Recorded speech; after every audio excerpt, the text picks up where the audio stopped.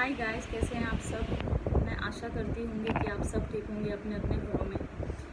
जैसे हम लोग हैं। यस, अभी मैं बोल सकती हूँ कि यस, हम लोग सेफ़ है।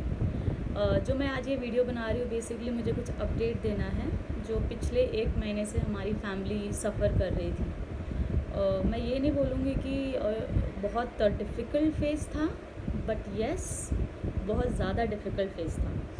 क्योंकि जैसे आजकल मतलब सबको कोरोना वायरस सारी फैमिली को ऐसे हिट कर रही है, ऐसा लग रहा है नॉर्मल है। तो सिमिलरली हमारे फैमिली को भी कोरोना वायरस ने हिट किया था। मतलब ऐसा हिट किया था कि हम सोच नहीं सकते थे कि हमें भी हो सकता है। हम बस पहले कैसे होता था कि हम सिर्फ न्यूज़ सुनते थे, इधर इसको हो रहा है उसको हो रहा है, बट उसका वायरस का एक्चुअल आपको अगर जानना है कि वो कितना ख़तरनाक है, जब आपकी फैमिली को होता है, आपके लव वंस को होता है, तो पता चलता है कितना डिफ़िकल्ट है। सो सिमिलरली हमारी फैमिली को भी हुआ था। ये स्टार्ट होती है 14 अप्रैल से, जब हमारे इन लॉज जो गांव में थे मुंबई आए थे। वहाँ पे वो बीमार थे, फीवर था।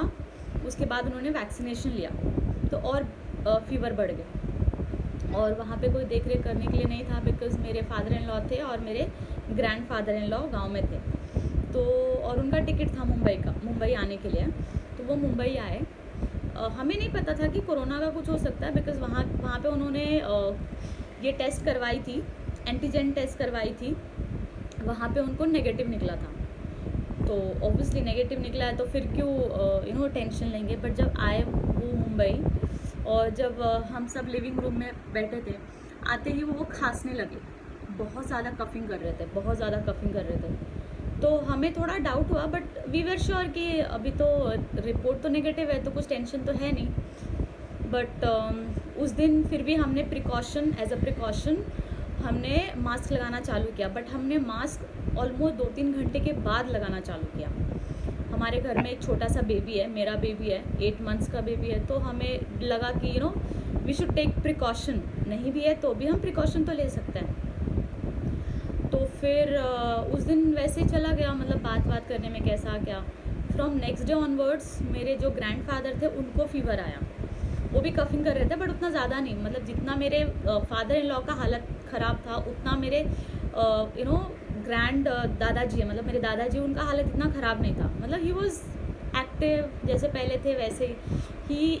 85 ईयर्स के हैं वो। इतना एक्टिव है कि मतलब जो मेरा घर है वो स्टेशन से ऑलमोस्ट 1.5 किलोमीटर की दूरी पे है। तो वो मॉर्निंग में 1.5 किलोमीटर, फिर इवनिंग में 1.5 किलोमीटर, पहले जब कोरोना नहीं था तब वो वॉक किया करते थे। तो ही वॉज वेरी फिट, कोई कुछ हेल्थ इश्यूज़ नहीं, कुछ नहीं, वेरी एक्टिव।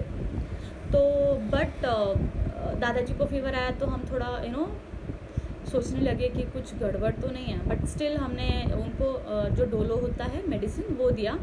हमारे एक डॉक्टर थे, हम उनसे ही ट्रीटमेंट कराते हैं पहले, तो उनसे हमने बात किया तो उन्होंने बोला कि अगर नेगेटिव है तो कोई टेंशन नहीं है आप, बट एज अ प्रिकॉशन आप ये ले सकते हो। तो वो लिया। देखो कौन आया है। हाँ, तो जैसे मैंने बताया कि उस दिन उनको फीवर आया, फिर हमने उनको डोलो दिया तो वो ठीक हो गए डोलो से। बट वो कफिंग बहुत कर रहे थे, तो कफिंग करने लगे। तो वापस से हमने डॉक्टर से बात की, तो उन्होंने बोला कि एक काम करो, नेक्स्ट डे आप चेकअप करा लो, RT-PCR टेस्ट करवा लो मुंबई में भी। तो हम नेक्स्ट डे करने ही वाले थे कि उसी मॉर्निंग में मुझे फीवर आ गया और मेरे छोटे से बेबी को भी फीवर आ गया। और फीवर मतलब मेरा तो 100+ था और बेबी को भी 99.6 था।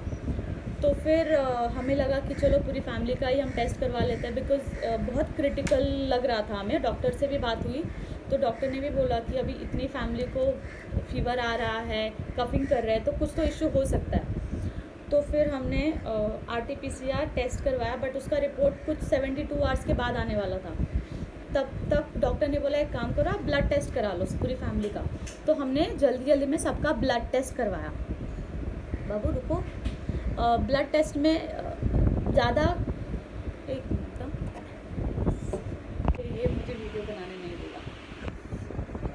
सैवी उधर देखो, सैवी उधर देखे। हाँ, तो फिर हमने ब्लड टेस्ट करवाए, पूरी फैमिली का हमने ब्लड टेस्ट करवाया, तो उसमें दिखा कि हाँ थोड़ा इन्फेक्शन है। अब वो कोविड भी हो सकता है या नॉर्मल मलेरिया भी हो सकता है, बिकॉज 2-3 चीज़ें अभी चल रही है। तो जो हमारा उसमें CRP होता है, वो CRP काफ़ी था, मतलब मेरा तो 9 था, जो मेरी फैमिली है उनका किसी का 15 था, किसी का 10 था, किसी का 3 था। तो डॉक्टर ने बोला कुछ हो सकता है, बिकॉज हम ये श्योर नहीं है कि कोविड ही है, बट येस कुछ तो इन्फेक्शन वायरल जैसे लग रहा है। तो फिर हमने मेडिसिन चालू कर दी, पूरी फैमिली का मेडिसिन। इस बीच दादाजी का हालत ख़राब हो रहा था, बहुत कफिंग कर रहे थे, और मेरे फादर इन लॉ का भी हालत ख़राब हो रहा था, वो भी बहुत कफिंग कर रहे थे। तो फिर डॉक्टर ने बोला कि ठीक है, आप उनका CT स्कैन कर लीजिए दोनों का। तो CT स्कैन करने के बाद वो रिपोर्ट सेम डे आ गई। तो दादाजी का दिखाया कि 50% उनका लंग इन्फेक्शन था। मतलब आप सोच सकते हो, हम सोच भी नहीं सकते कि उनको कुछ होगा, बिकॉज वो जब आए थे वो एकदम फिट थे, कोई टेंशन नहीं। हाँ, थोड़ा बहुत कफिंग कर रहे थे, और ज़्यादा हालत ख़राब थी मेरे फादर इन लॉ का। उनका भी ऑलमोस्ट इन्फेक्शन था लंग्स में, बट इतना नहीं था। बट उनको भी कंप्लीट आइसोलेट करने बोला डॉक्टर ने। वो दोनों को कंप्लीट आइसोलेट करिए, दोनों, मतलब दादाजी को तो बोला कि एडमिट ही करना पड़ेगा इनको, बिकॉज हालत बहुत क्रिटिकल है। क्रिटिकल इसलिए है कि उनका 50% चांस है रिकवरी का, क्योंकि उनका 85 ईयर्स एज है। तो हम सब डर गए, और एक होप था कि चल डॉक्टर ने बोला कि कोविड नहीं भी हो सकता है, वायरल इन्फेक्शन हो सकता है और अदर फैमिली का। तो हमें लगा चलो ठीक है, अब ये रिपोर्ट का वेट करते हैं। बट हमने मेडिकेशन चालू कर दी थी। धीरे धीरे देखा तो हमारी पूरी फैमिली का हालत बिगड़ रही थी। मतलब किसी को फीवर आ रहा है, कोई बॉडी एक है किसी का। तो हमें लगा कि यार ऐसे कैसे हो रहा है। हम जो डॉक्टर से कंसल्ट कर रहे थे वो भी बोल रहे थे कि चांसेस तो है। तो फिर दादाजी को एडमिट कर दिया। फिर हमारी रिपोर्ट आ गई। रिपोर्ट में दिखाया कि ये बेबी 8 मंथ्स का बेबी डिटेक्ट हुआ। इसका भी हमने कोरोना टेस्ट कराया था। डिफ़िकल्ट था, ये करने नहीं दे रहा था, बट फिर भी हमने कराया इसका कोरोना टेस्ट। इसको भी डिटेक्ट हुआ, 8 मंथ्स का बेबी को डिटेक्ट। मतलब हमें लगा यार अब क्या करें। फटाफट हमने पीडियाट्रिशियन से बात किया। पीडियाट्रिशियन ने बोला कि डरने की बात तो है, बट आप प्रिकॉशन लो घर में। अगर बेबी को आप अपने पास ही रखो, इवन दो वो इन्फेक्टेड है। और मेरा रिपोर्ट नेगेटिव था, हालांकि मेरे को सारे सिम्टम्स हैं कि कोविड हो सकता है, but my report was negative. In fact मेरे फादर इन लॉ का रिपोर्ट नेगेटिव था, जिनका दिखा रहा था कि लंग्स में इन्फेक्शन है।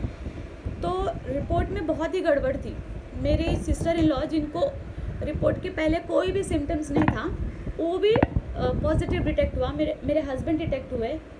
जिस दिन उनका रिपोर्ट आया मेरे सिस्टर इन लॉ का, उसी दिन नाइट से उनको आइज़ में इन्फेक्शन हुआ, रेड हो गया, जैसे सोराइज आता है वैसे हुआ। तो डॉक्टर से बात की तो डॉक्टर ने बोला हाँ ये भी एक सिम्टम्स है।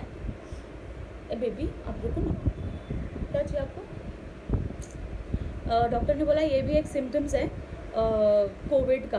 तो फिर हमने सारी मेडिकेशन चालू कर दी। मतलब ऐसा लग रहा था पूरा घर अभी कोविड पॉजिटिव है। हालत सबकी ख़राब हो रही थी, बॉडी एक, फीवर, कोई मतलब घर में काम भी है। अभी छोटा सा बेबी है, एक जगह नहीं रहता, इसको सबके पास रहना है, सबके पास जाना है, तो बहुत डिफ़िकल्ट हो रहा था। और मेरी एनर्जी, मतलब मुझे तो उठ के खड़े होने के लिए नहीं हो रहा था, इतनी मेरी एनर्जी डाउन थी। हाँ बेबी, आपके बारे में बात कर रहे थे, आई शो ना। हाँ, तो फिर इतनी एनर्जी डाउन थी, मतलब घर में सबकी, लोग उठ रहे तो बैठ नहीं पा रहे, बैठ रहे तो उठ नहीं पा रहे, ऐसी हालत हो गई थी। बड़े घर थे, बट घर मेरा बड़ा है, बट उस समय लग रहा था घर कितना छोटा है। बिकॉज मास्क लगाना, सैनिटाइज करना, डिस्टेंस मेंटेन करना बहुत डिफ़िकल्ट था, क्योंकि अभी खाना तो खाना पड़ेगा ना। उस टाइम पे खाना बनाने के लिए लोगों के पास एनर्जी नहीं थी, मतलब ऐसा हो गया था। फिर हमने टिफ़िन सर्विस लगाई। टिफ़िन सर्विस में जो खाना आ रहा था, इट वाज नॉट प्रॉपर, मतलब नहीं हो रहा था, मैनेज ही नहीं हो रहा था। पूरी बिल्डिंग को क्वारंटीन कर दिया, आइसोलेट कर दिया, हमारे घर को आइसोलेट कर दिया। मतलब हमारे घर में कोई आ नहीं सकता, ना कोई जा सकता। हाँ बेबी। हाँ, तो मैं बता रही थी कि सबकी हालत बहुत ख़राब थी। लाइक वीकनेस तो सबको था, हेडेक था, फीवर था। मतलब स्टार्टिंग के जो दिन थे वो इतना हॉरिबल था कि हम घर से निकल नहीं सकते ना। हम क्या, लाइक बिल्डिंग वाले कोई नहीं निकल सकते, बिकॉज बीएमसी ने यहाँ पे ये करके रखा था कि आप घर से निकल नहीं सकते, कोई फैमिली मेम्बर नहीं बिल्डिंग से निकल सकता है, तो बहुत डिफ़िकल्ट था मैनेज करना। ऊपर से घर को उस समय बोलते हैं कि जब आपको कोविड हो तो आपको हर जगह साफ़ सफाई मेंटेन करके रखनी पड़ती है, और मेरे घर में तो छोटा सा बेबी था, तो मेंटेन करके रखना भी बहुत डिफ़िकल्ट था मतलब। और सबसे बड़ी बात थी कि दादाजी हॉस्पिटलाइज थे, दादाजी की हालत बहुत क्रिटिकल हो रही थी। यहाँ पे मेरा बेबी है, वो भी कफिंग करना बहुत चालू कर दिया था। मतलब ऐसा लग रहा था हम खुद को ध्यान दें, दादाजी को ध्यान दें, या छोटा सा बेबी को ध्यान दें। इतनी मतलब हम इतने डर गए थे।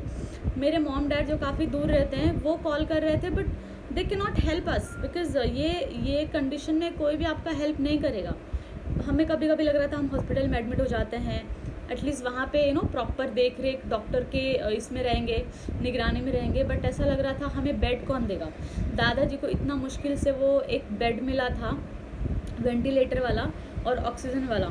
तो फिर दादाजी को हॉस्पिटलाइज़ किया, हम यहाँ पे सब अपना ट्रीटमेंट काढ़ा वगैरह सब चालू कर दिया हमने, और दादाजी को वहाँ पे हॉस्पिटल में एडमिट किया, बट वो रिकवर नहीं हो रहे थे, बिकॉज़ उन्होंने खुद ही आई डोंट नो मेडिसिन खाना ही बंद कर दिया था। मेडिसिन नहीं खाते थे, ऑक्सीजन लेवल उनका कम हो रहा था, बट फिर भी नहीं लगाते थे। नर्स वगैरह हमें बुलाते थे कि आप आइए, रात को 2-2 बजे कॉल करते थे, आप आइए दादाजी ये नहीं ले रहे। हम कैसे जाएं, हम खुद बीमार हैं और हम बिल्डिंग से निकल नहीं सकते। फिर भी मेरे हस्बैंड एक दिन रात को 5 बजे उठ के गए, उनको समझाया, तब तक ठीक था। अब वापस उन्होंने वही चालू कर दिया था, खाना नहीं खाते थे, कुछ नहीं खाते थे। और डॉक्टर ने बोला कि इनकी हालत बहुत ख़राब हो रही है, तो एक इंजेक्शन लगेगा रेमडेसिविर, वो आपको मैनेज करना पड़ेगा, अरेंज करना पड़ेगा। बट हम कहाँ से करेंगे, हमें भी नहीं पता कहाँ पे मिल रहा। बहुत सारे यहाँ पे मेडिकल सबसे बात की, कहीं पे वो इंजेक्शन नहीं मिल रहा था। और डॉक्टर ने बोला वो इंजेक्शन बहुत इंपॉर्टेंट है, बिकॉज इनका इन्फेक्शन काफ़ी ज़्यादा है, तो उसके बिना नहीं होगा। मैंने मेरे पापा से बात की, पापा ने साइड में सारे हॉस्पिटल में कॉल किया, पता लगाया, बट कहीं पे भी नहीं मिला। एक जगह मिल रहा था, यहाँ से ऑलमोस्ट 60 to 70 किलोमीटर दूर। जाएगा कौन लाने, हमारे घर में सब बीमार है, कैसे मैनेज होगा। वो भी कितने का 20,000 बोल रहा था, बट आपको जाके कलेक्ट करना पड़ेगा, ये पॉसिबल नहीं था। तो फिर कैसे कैसे मैनेज हुआ। तो फिर एक जगह हमने कॉल किया, तो उन्होंने बोला हाँ मेरे पास अवेलेबल है, आपको आके कलेक्ट करना पड़ेगा। वो 20 किलोमीटर दूर पे था। तो मेरे हस्बैंड रात को 1:30-2 बजे गए, और 12,000 वो एक इंजेक्शन 12,000 का था। तो सॉरी गाइस, कोई ना कोई तो आ रहा है। तो एक इंजेक्शन और 12,000 में हमें मिला। वो काफ़ी 14,000 बोल रहा था, बट हमने बार्गेनिंग की तो 12,000 में एक इंजेक्शन मिला। वो हमने दादाजी को दिया, बट उससे भी उनका कुछ इम्प्रूवमेंट नहीं हुआ, because he was not taking proper protocol जो होता है फॉलो करना, वो नहीं कर रहे थे, बिल्कुल नहीं। आई डोंट नो उनको क्या जिद थी, या मे बी उनको ऐसा लग रहा था कि पूरी फैमिली ने मुझे छोड़ दिया है, क्योंकि कभी वो हमारे बिना रहे नहीं है। मतलब ऑलवेज जब भी हम मुंबई में हैं तो मुंबई में, गांव में गए तो गांव में, वो हमेशा हमारे साथ रहते थे, कभी ऐसा नहीं हुआ। और उनको थोड़ा सा भूलने की आदत हो गई थी थोड़ी थोड़ी। मतलब आप अभी बोलोगे तो नेक्स्ट डे वो नहीं समझेंगे कि क्या हो रहा है। तो शायद अगर हम उनको वीडियो कॉल पे समझा भी रहे थे तो वो भूल जा रहे थे, वापस से वही सब कर रहे थे। उनके टॉयलेट के लिए ये सब डॉक्टर ने ऑलरेडी प्लास्टिक बैग्स रखे थे, बट स्टिल उनको वॉशरूम जाना था, वॉशरूम यूज़ करना था। और इतनी उनकी हालत ख़राब थी कि वो खड़े भी नहीं हो सकते थे, बट स्टिल उनको था कि नहीं मेरे को जाके ही करना है। तो ये सब करते करते टाइम हो रहा था। हम लोग यहाँ पे बहुत परेशान थे। डॉक्टर हमें कॉल करके बोलते थे कि आप इनको समझाइए, वीडियो कॉल पे हम बात करते थे, बट वो इनफ नहीं था। उनकी हालत कंडीशन बहुत ही ज़्यादा बुरी हो रही थी। जो डॉक्टर हमें ट्रीट कर रहे थे, मतलब पूरी फैमिली को ट्रीट कर रहे थे, वो दादाजी को भी देख रहे थे। फिर ऐसे करते करते हमारी हालत क्या बोलूँ मैं मतलब ऐसा था कि क्या हम 5-5 बार स्टीम लेते थे, गार्गल करते थे सब, पूरी फैमिली। खाना तो हम टिफ़िन मैनेज कर रहे थे। कभी कभी हमारे नेबर थे ऊपर, वो ला के दे रहे थे। मेरी जो सासू माँ है उनकी फ्रेंड थी, वो 2-3 दिन हमें उन्होंने दिया खाना। तो ऐसा मैनेज हुआ। बहुत डर गए थे, लिटरली हमें बहुत डर लग रहा था कि क्या होगा क्या नहीं होगा। और ये केस पे इसी समय पे सोशल मीडिया को देखो तो यहाँ वो उसका डेथ हो रहा है, उसका डेथ हो रहा है, इतनी हालत ख़राब हो रही थी। बट लकीली मैंने उस समय सोशल मीडिया को देखना ही बंद कर दिया था, बस जो मेरे अच्छे फ्रेंड्स है या फैमिली है उनसे ही टच में थे। तो फैमिली और फ्रेंड्स ने भी बहुत मदद की। रेगुलरली वो कॉल करते थे दिन में 2 बार कि हम कैसे हैं। हम ऑक्सीजन लेवल चेक करते थे, काढ़ा पीते थे, टेम्परेचर सब चेक करते रहते थे। ये सब हुआ। फिर 17 को दादाजी को हॉस्पिटलाइज़ किया था। इसी बीच साविश का भी कफिंग बहुत बढ़ रहा था, तो हमने पीडियाट्रिशियन से बात किया, तो पीडियाट्रिशियन ने बोला कि आप उसका एक्सरे निकालो। अभी हम बाहर तो जा नहीं सकते, बट अब एक्सरे कैसे निकालेंगे। बट कैसे भी करके परमिशन लेके हमने बिल्डिंग में उसका गया एक्सरे निकाला तो रिपोर्ट आई।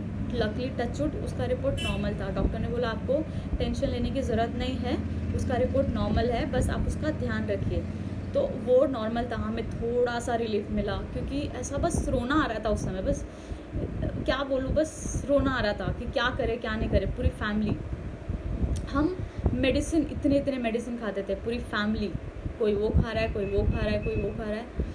तो फिर 24 को दादाजी की हालत बहुत ख़राब हो गई। मॉर्निंग में डॉक्टर ने बोला कि बहुत क्रिटिकल है, इनको वेंटिलेटर पे शिफ्ट करना पड़ेगा। तो हमने बोला ठीक है वेंटिलेटर पे कर दो, बट बोलते हमारे यहाँ पे वेंटिलेटर अवेलेबल नहीं है, आप मैनेज करिए। यहाँ पे वेंटिलेटर कहाँ मिलेगा।